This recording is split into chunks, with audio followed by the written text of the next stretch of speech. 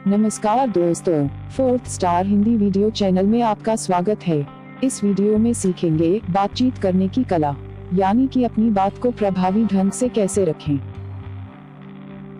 बातचीत करने में अपने आप को पारंगत करके आप जीवन स्तर को ऊंचा उठा सकते हैं, जिससे आप किसी भी पार्टी, इंटरव्यू या फोन पर बातचीत करने में सहज महसूस कर सकेंगे और अपनी बात को प्रभावशाली ढंग से दूसरों के सामने प्रस्तुत कर पाएंगे।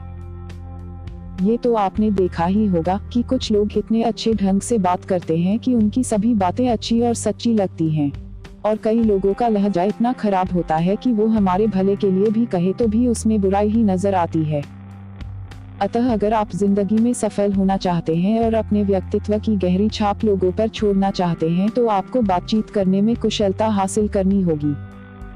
एक अच्छा वार्ताकार बनना उतना भी कठिन नहीं होता है जितनी कि आपने उसके कठिन होने की कल्पना की हो। इसके लिए बस थोड़े से अभ्यास की आवश्यकता पड़ती है। बातचीत का कौशल बढ़ाने के लिए सबसे पहले अपने स्वयं के विषय में ये निर्धारित कीजिए कि अगर आपको किसी अजनबी से बात करनी पड़ जाए तो आप कैसा महसूस करते हैं। क्या आसानी से आप उस अजनबी से बात कर पाते हैं या असहज महसूस करते हैं? क्योंकि कुछ ऐसे भी लोग होते हैं जिनको किसी अजनबी से बात करने के ख्याल से ही घबराहट होने लगती है। इसकी दो वजह हो सकती हैं, जिनमें पहली है शर्मीलापन। कई लोगों में शर्मीलापन अधिक मात्रा में होता है और अपनी इसी शर्म के कारण वो किसी दूसरे व्यक्ति, खासकर किसी अजनबी से बात करते हुए हिचकिचाते रहते हैं और बात शुरू कर भी दे तो उनके सामने कुछ ज्यादा नहीं बोल पाते, जिसके कारण बातचीत का सिलसिला सही क्रम में नहीं चल पाता और वातावरण बोझिल हो जाता है और इसी कारण वो लोग हीन भावना के शिकार हो जाते हैं। घबराहट की दूसरी वजह होती है आत्मविश्वास की कमी। बातचीत करते समय आत्मविश्वास की कमी भी आपके व्यक्तित्व को निखरने नहीं देती है। आत्मविश्वास न होने पर व्यक्ति दूसरे व्यक्ति के सामने अपनी बात को प्रभावशाली ढंग से नहीं रख पाता, जिसके कारण उसकी बात को अधिक महत्व नहीं दिया जाता और बातचीत करने का उद्देश्य अधूरा ही रह जाता है। अतः अगर आप में आत्मविश्वास नहीं है तो आप कभी किसी से भी अपनी बात नहीं मनवा पाएंगे और आप जिंदगी के सफर में कहीं पीछे छूट जाएंगे। जब हम किसी अजनबी से बातचीत करते हैं तो हमारे सामने कई सवाल उभर कर सामने आते हैं। बातचीत शुरू करने से पहले ही बार बार यही सोचते रहते हैं कि बात कैसे शुरू की जाए, आखिर मैं क्या बात करूं, कहां से शुरू करूं, बातचीत जारी कैसे रखूं। अगर किसी अजनबी से बात करने से पहले मन में ये सवाल आए तो समझ लीजिए आपको अभी किसी अनजान से बातचीत करने में घबराहट होती है और आपको अपने बातचीत के कौशल को विकसित करने की बहुत अधिक आवश्यकता है। क्या आप सोचते हैं कि ज्यादा बोलने वाले बातचीत का कौशल अच्छी तरह जानते हैं? ऐसा नहीं है, बल्कि आत्मविश्वास की अधिकता या वाचाल बातचीत के अच्छा होने के मार्ग की बाधा भी है। अगर कोई व्यक्ति बहुत अधिक मात्रा में बोलता है और सामने वाले को बोलने का मौका ही नहीं देता या बहुत अधिक आत्मविश्वास के कारण सामने वाले की बात ही नहीं सुनता तो ये भी एक कुशल बातचीत के मार्ग में रुकावट ही है। अगर सामने वाला दूसरे की बात ही न सुने तो वह आपसे बात करते हुए कतराने लगेगा। ये भी आपके व्यक्तित्व के निखरने में रुकावट पैदा कर सकती है। इसलिए हम चाहे शर्मीले हो या मिलनसार, हम में से हर एक को बातचीत करने के कौशल को हमेशा बढ़ाते रहने की जरूरत है। बोलना और प्रभावशाली बोलना एक कला है और इस कला में पारंगत होने के लिए कुछ प्रयास करने पड़ते हैं। मन में आए विचारों को दूसरे व्यक्ति तक पहुंचाने और समझाने का माध्यम शब्द ही है। ऐसा कभी नहीं होता कि हमारे मन में जो बातें आती हैं, हम उन सबको सामने वाले व्यक्ति के सामने बोलते जाते हैं।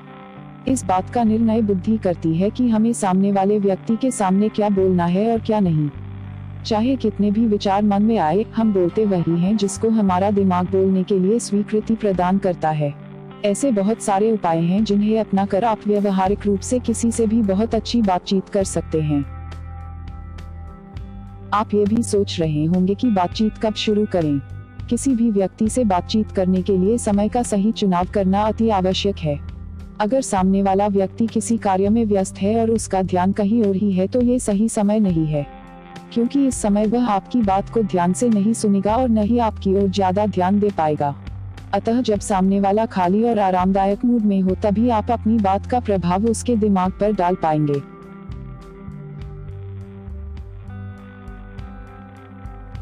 जैसे अगर आपको बॉस से बात करनी है और वह पहले से ही किसी जरूरी मीटिंग या काम में उलझा हुआ है तो वह आपकी बात को ध्यान से सुने बिना ही आपको वहां से भेजने की कोशिश करेगा। इस तरह से आपका मिलने का उद्देश्य और प्रभावपूर्ण ढंग से कही गई बात भी निष्फल हो जाएगी।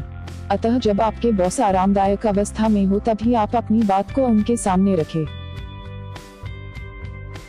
अगर आप अपने पति से कुछ खरीदारी या कुछ गहने खरीदने के लिए कहना चाहती हैं तो सही समय का चुनाव अति आवश्यक है।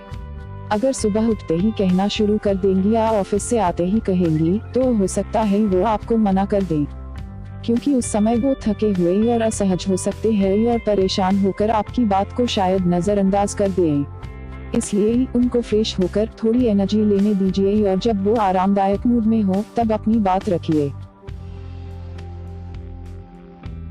एक बार बात शुरू होने के बाद बातों का सिलसिला जारी रखने के लिए आप आसपास की चीजों पर बात कर सकते हैं। अगर किसी अजनबी से बातचीत शुरू कर दे और फिर आपको ये समझ न आए कि आगे क्या बात की जाए तो आप आसपास की चीजों को मुद्दा बनाकर बातचीत का क्रम जारी रख सकती हैं। इससे बातचीत भी जारी रहेगी और वातावरण भी सुरुचिपूर्ण बना रहेगा। जैसे आज मौसम कितना सुहाना है, या जैसे मुझे चाय की बजाय कॉफी ज्यादा पसंद है, आपको क्या पसंद है। इस तरह से बातों का सिलसिला भी जारी रहेगा और सामने वाले व्यक्ति से प्रश्न पूछते रहेंगे तो उसकी भी बातचीत में रुचि बनी रहेगी। अब जानते हैं कि बातचीत को इंटरेस्टिंग कैसे बनाया जाए। तो ऐसा होगा प्रशंसा करने से। जी हाँ, तारीफ करना सीखें। अगर आप बातचीत के दौरान सामने वाले की तारीफ करेंगे तो सामने वाला बातचीत में दिल से शामिल होगा और आपकी बात को भी ध्यान से सुनेगा और बदले में आपको भी सराहना देकर बातचीत को प्रोत्साहित करेगा। अतः बातचीत के दौरान प्रशंसा करने से न चूकें, ये आपकी बातचीत को सुरुचिपूर्ण बना देगा। और एक पहलू है अपनी बात को प्रभावी बनाने का। बातचीत में अगर आप सहज और अपनापन लाना चाहते हैं तो सामने वाले व्यक्ति से सकारात्मक सवाल पूछ सकते हैं। एक कुशल बातचीत लिए प्रश्न पूछना सबसे अच्छे तरीकों में से एक है, जिससे चर्चा स्वाभाविक रूप से विकसित होती है। कितना सुहाना दिन है। ऐसा कहने के बजाय ये कहे कि इस सुहाने मौसम का मजा लेने के लिए आप क्या प्लान कर रहे हैं। पहले प्रश्न का जवाब देने के लिए सिर्फ एक हाँ या ना की जरूरत है, जो बातचीत को वहीं समाप्त कर सकता है, जबकि दूसरे प्रश्न के लिए सामने वाला व्यक्ति आपको विस्तृत जवाब देगा। इसीलिए ऐसे प्रश्न पूछें जिनके जवाब देने के लिए एक से अधिक शब्द की आवश्यकता पड़े। सामने वाले की बात को ध्यान से सुने और पूरा महत्व दें।